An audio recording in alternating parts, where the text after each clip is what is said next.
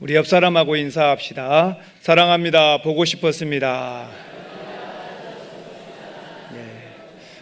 감사합니다. 한 번만 더 웃으면서 해주세요. 시작. 사랑합니다. 보고 싶었습니다. 감사합니다. 너무 많이 사랑하지 마시고 이제 저를 보셔요. 오늘 말씀의 제목은 이스라엘의 삶의 모습입니다. 이스라엘 사람들이 어떻게 살았는가, 그 삶의 모습을 볼 건데요. 이스라엘 백성들이 애굽에서 나왔지요. BC 1446년경 나와서 40년 광야 생활하고, 천년경에 드디어 이제 가나안 땅에 446년이니까 가나안 땅에 1400년경에 가나안 땅에 들어갑니다.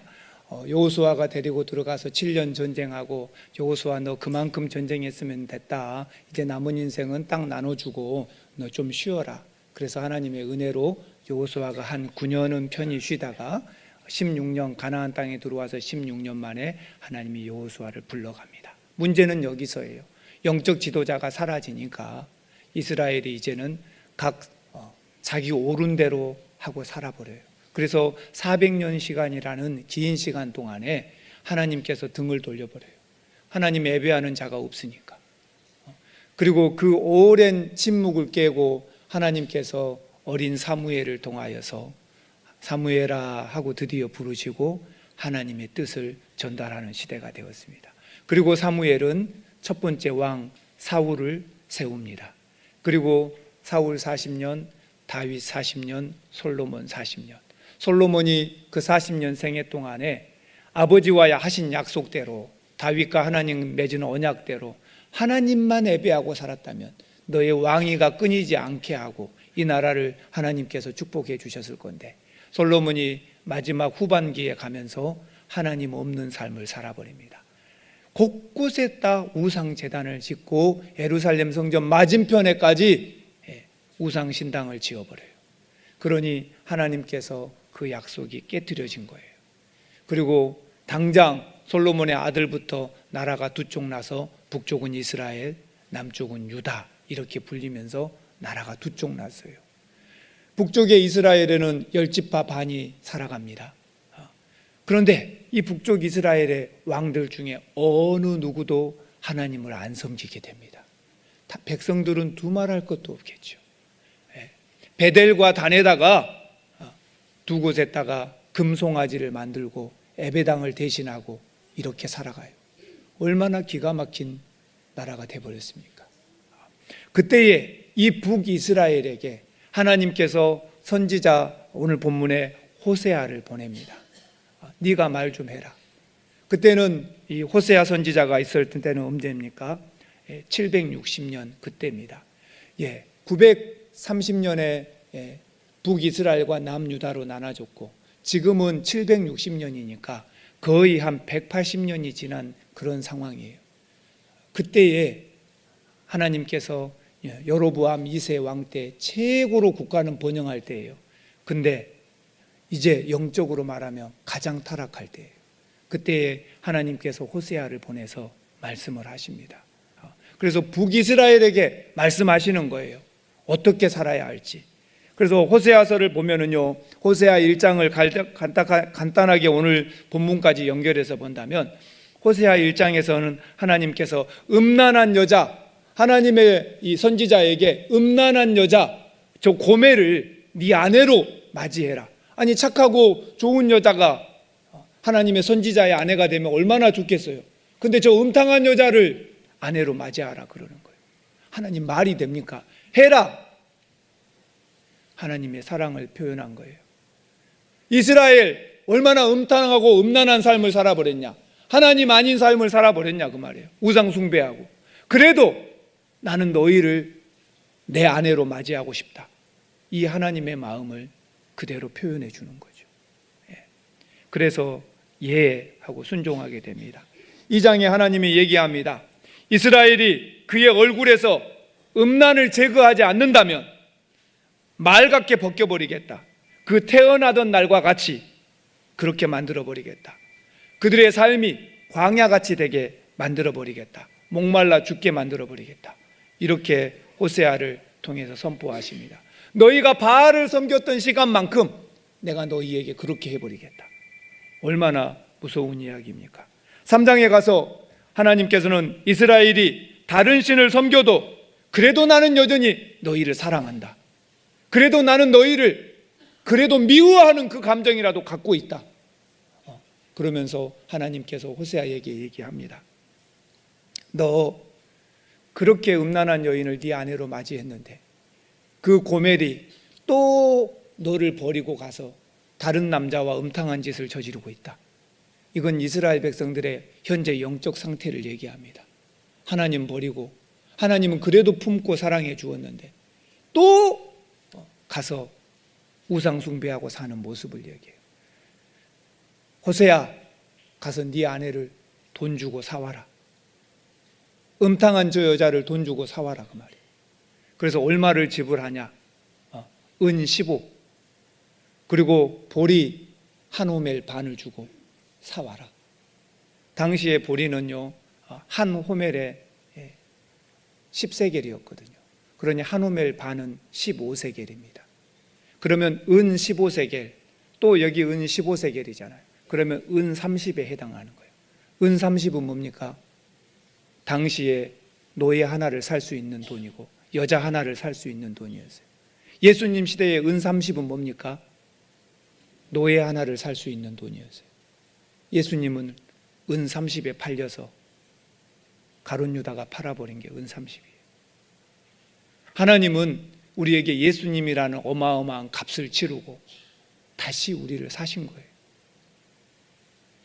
이 사랑을 하나님께서 호세아에게 말합니다. 3장에서 다시 가라. 가서 은 30 주고 그 음탕한 여자를 다시 사와라. 하나님은 이만큼 우리를 사랑하신다고 표현하신 겁니다. 4장에 가서는 이 땅에 진실도 없고 인애도 없다.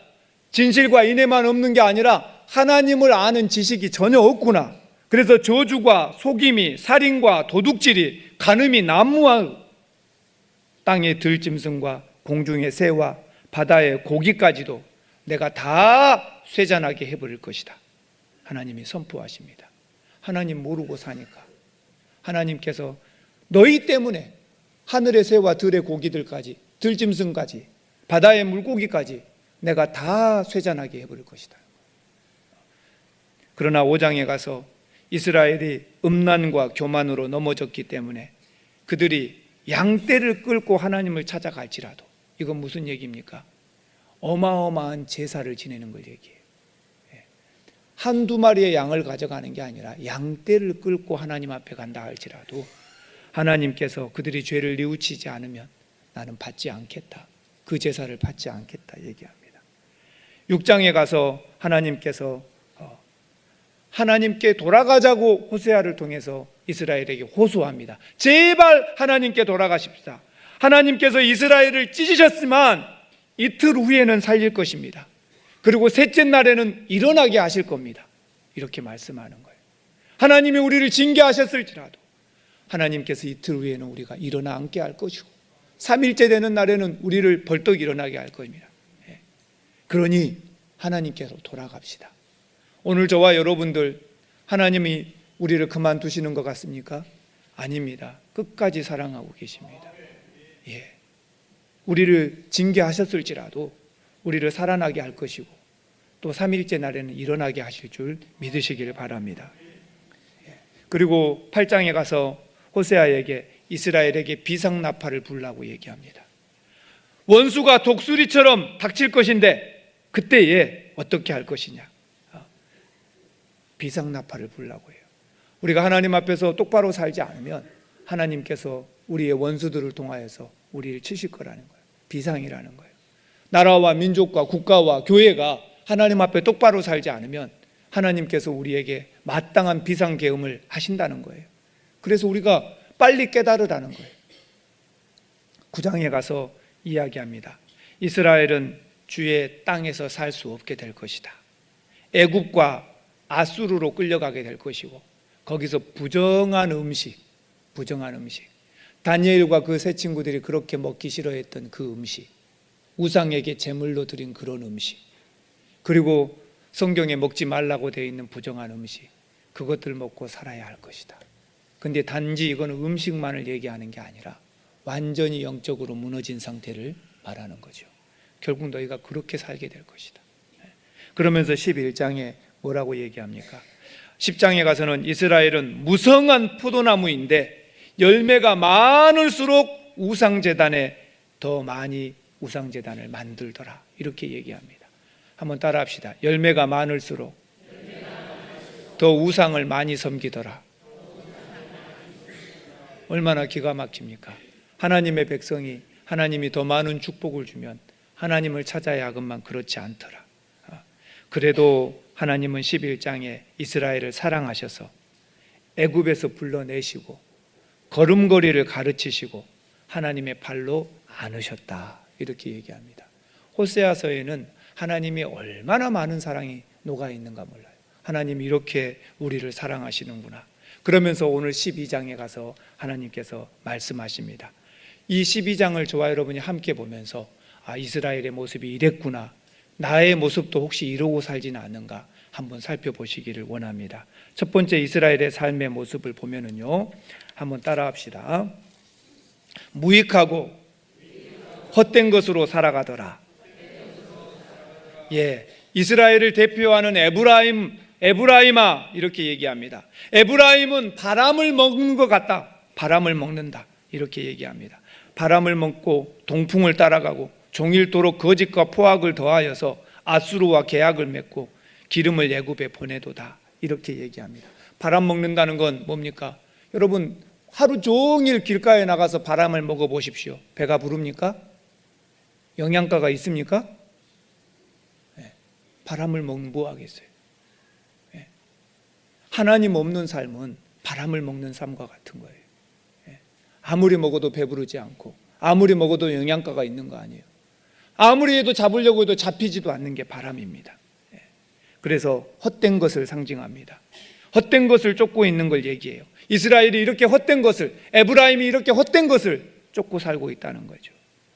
그러면서 그것뿐입니까? 동풍을 따라간다고 말해요. 동풍은 아라비아 사막, 이스라엘의 동쪽에 아라비아 사막에서 불어오는 바람입니다. 여기에 모래까지 섞여서 불면은요, 한번 농작물에 싹 불어버렸다 그러면은 이 뜨거운 바람이 모래까지 섞여서 농작물을 쳐버리면 농작물은 그야말로 치떡하니 들어앉아 버립니다. 주저앉아 버려요. 그 모래에 의해서 이파리들이 다 떨어져 나가고 구멍이 숭숭 뚫리고 열매는 먹을 수가 없게 되고, 그리고 뜨거운 바람이기 때문에 식물들이 어떻게 됐겠습니까? 사그라져 버리는 거예요. 때로 이 동풍이 불면, 이 시코로가 불면은 어디까지 갑니까? 지중해에 떠 있는 동쪽 아라비아 사막에 들어오는 그 바람이 지중해에 떠 있는 배에까지도 간다 그래요. 그러니 얼마나 심한 바람이겠어요. 이 동풍, 그야말로 치명적인 이 동풍, 이건 당시에 동쪽에 있는 아수르의 세력을 말합니다. 근데 그 동풍을 따라가는 거예요. 누굽니까? 아수르와 계약을 맺는 거예요. 아수르, 우리가 어려울 때 우리를 도와줘. 당신들이 어려울 때 우리가 도와줄게. 그러면서 아수르를 의지했다는 거예요. 그뿐입니까? 애굽에는 기름을 갖다 바쳤다 해요. 이 기름은 올리브유를 말합니다. 감람유. 그 짜서 나오는 좋은 기름을 애굽에 갖다 바치면서 애굽의 형님, 애굽 형님, 우리를 잘 봐주십시오. 우리가 어려울 때는 당신들이 우리를 도와줘야 합니다. 그랬다는 거죠. 무엇을 얘기합니까? 세상의 힘을 의지하고 세상의 권력을 의지하고 세상에 믿을 만한 것과 손을 잡고, 그러나 하나님께는 나아가지 않았다는 사실이에요. 오늘 저와 여러분의 삶이 그렇게 산다면 무익하고 헛된 삶이라고 하나님은 호세아를 통해서 얘기합니다. 내가 의지할 리가 하나도 없어도 나에게 여호와 하나님만 있으면 된다고 여러분 고백하시기를 바랍니다. 하나님이 우리 힘이지요. 애굽이 힘이 아니고 아수르가 우리 힘이 아니고 하나님이 우리 힘이지요.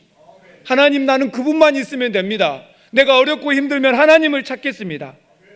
보이지 않는 바람을 먹고 살고 헛것을 찾고 헛것을 붙잡고 사는 것, 그것이 우리의 인생이 되면 안 된다는 것입니다. 이 고골리라는 사람이 단편소설 외투라는 단편소설을 썼어요.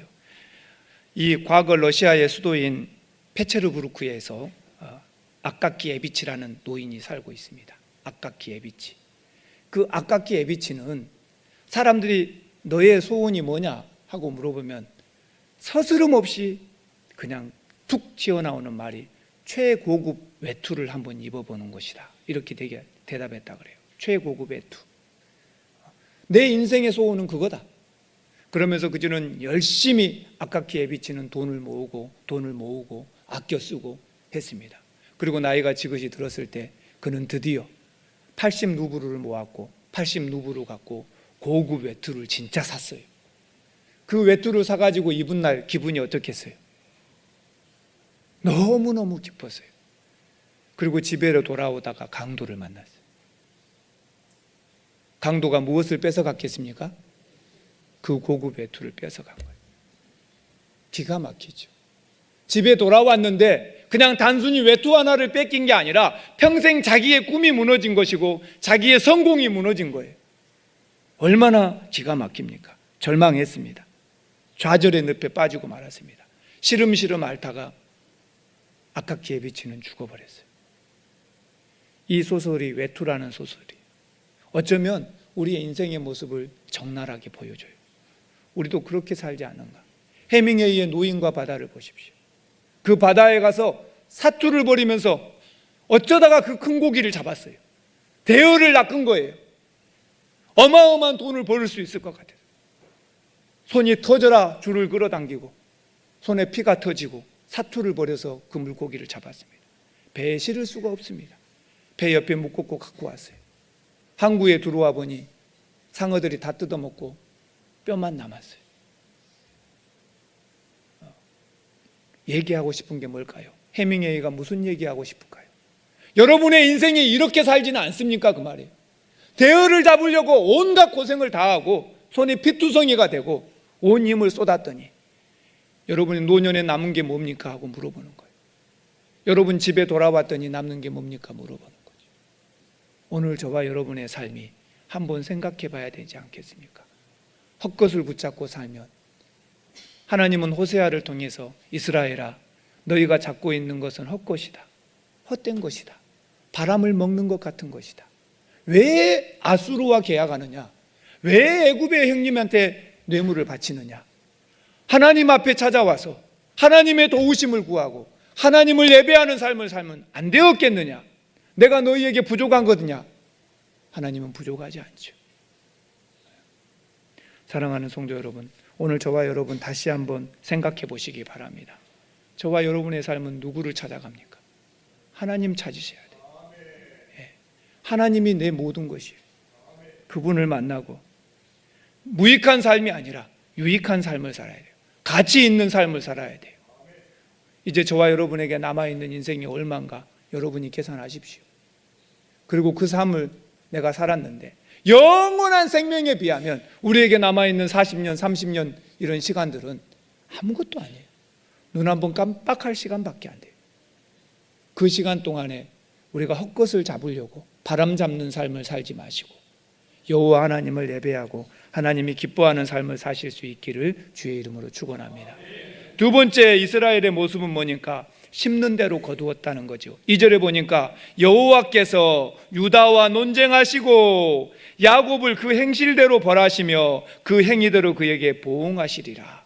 하나님께서는 호세아 선지자를 통하여서 그들이 껍벅 죽는 사람 누굽니까? 족장시대의 야곱을 얘기합니다. 이스라엘 사람들은 껍벅 죽는 사람이 누굽니까? 아브라함, 이삭, 야곱 족장들이에요. 그래, 너희들이 껍벅 죽는 사람 야곱 족장을 얘기해 보자. 하나님은 호세아를 통해서 말씀하시는 거예요. 야곱이 어떤 사람이더냐? 그의 모태에서 태어날 때 어떻게 했냐? 형의 뒤꿈치를 발꿈치를 잡고 나왔다. 형한테 절대 지기 싫어서. 그리고 나와서도 형이 장자인데 그 장자권을 자기가 차지하고 싶어서 형을 속이고 거짓말하고 아버지를 속이고 아버지의 축복을 형의 이름으로 대신 다 받아버리고 그리고 엄마하고 짜고 도망쳐서 하란에 가서 외갓집에 살았지 않냐. 그랬더니 어떻게 되었더냐 얘기해요. 크게는 형을 속이고 아버지를 속였어요. 형이 나를 죽이려고 하니까 도망갔어요. 그런데 외삼촌 집에 갔더니 외삼촌 나반은 그를 얼마나 많이 속여 먹든지, 한번 따라합시다. 10번을 속였습니다.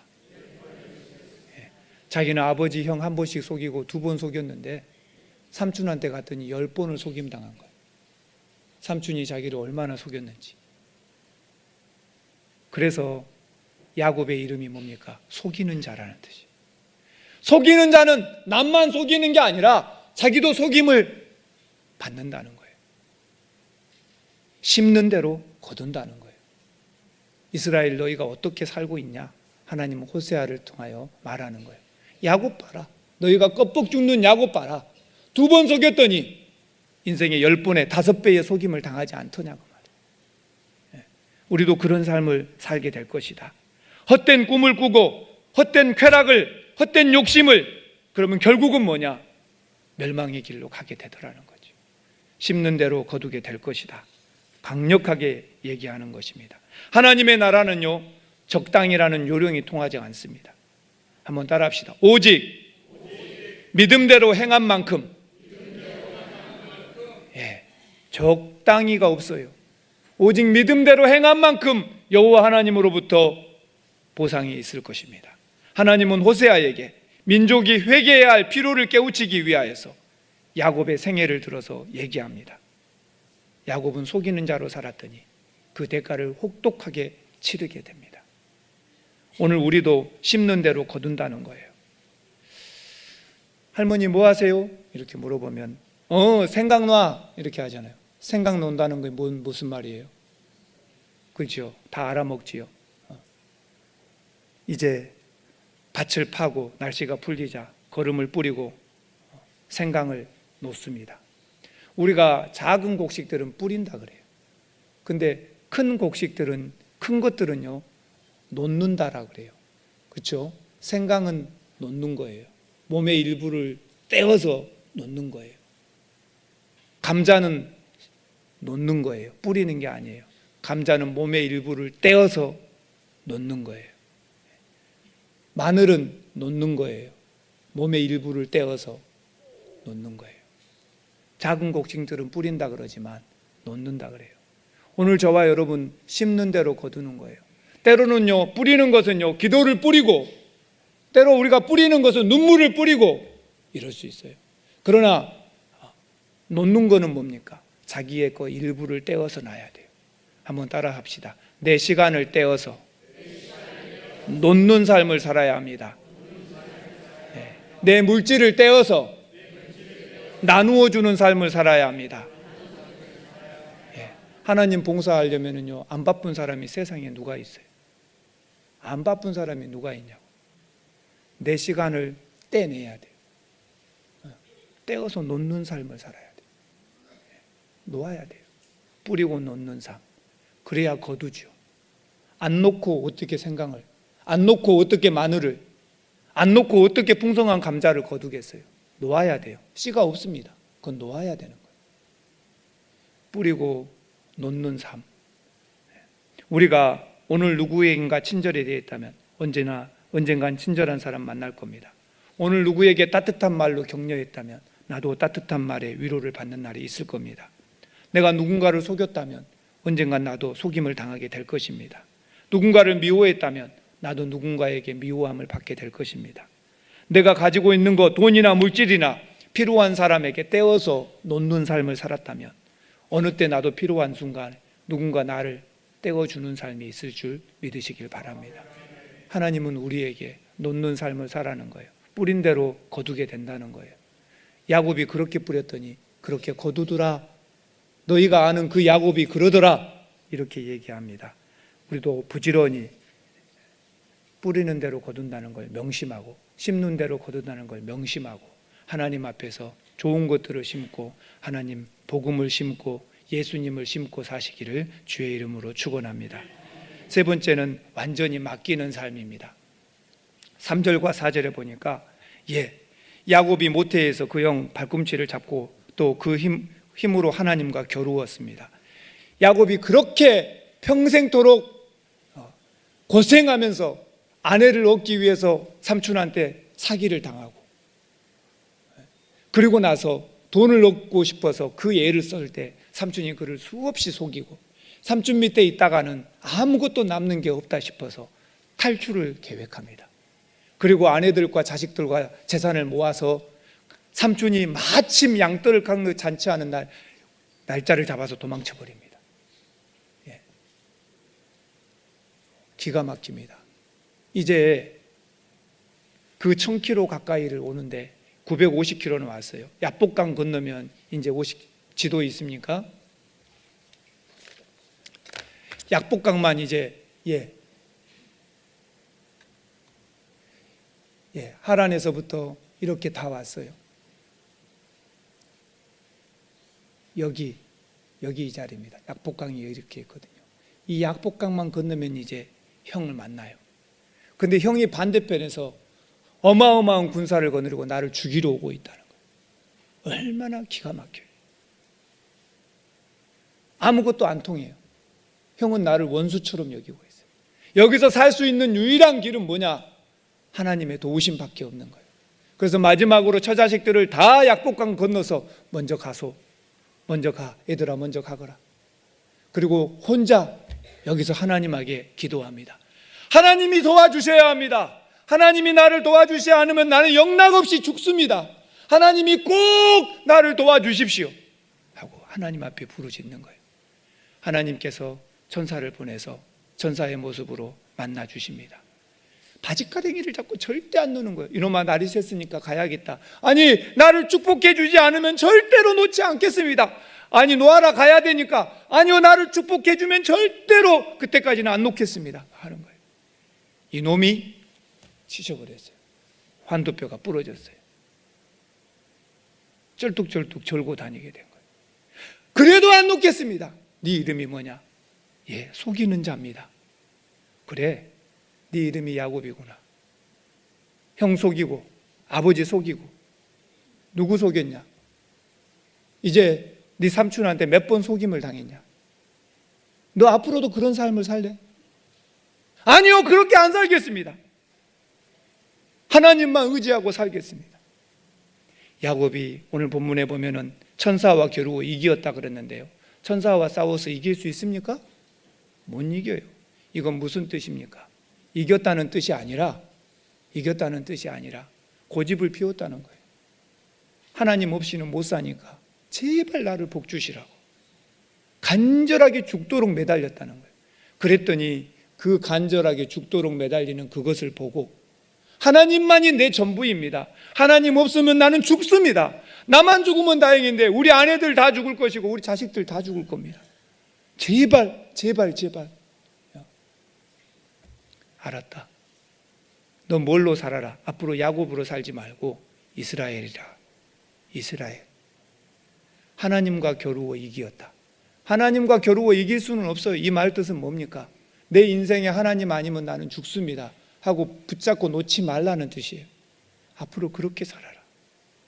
사랑하는 성도 여러분, 오늘 저와 여러분들도 하나님께 완전히 맡기는 삶을 사시길 바랍니다. 내 마음대로, 내 계획대로, 내 의지대로 하고 살면은 절대 안 됩니다. 하나님께 맡기고 사십시오. 미국에 저명한 화가 터너가 있습니다. 교회학교 교사였는데요, 한 번은 이제 가로가 4m, 세로가 2m짜리 큰 캔버스를 만들어서 자기네 반 아이들에게 너희들 그리고 싶은 대로 마음대로 그려라 했어요. 그리고 물감하고 붓을 줬더니 자기 반 애들이 그 4m, 2m짜리 캔버스 위에다가 엉망진창으로 막 이제 물감 칠하기 시작하는 거예요. 마음대로. 애들이 어떻게 칠했겠어요? 상상을 해보세요. 그리고 10분이 지나자 터너가 얘기합니다. 애들아, 뒤로 이제 나와라. 그리고 화가 나니까 터너가 물감을 딱 잡고 붓을 잡고 그리기 시작해요.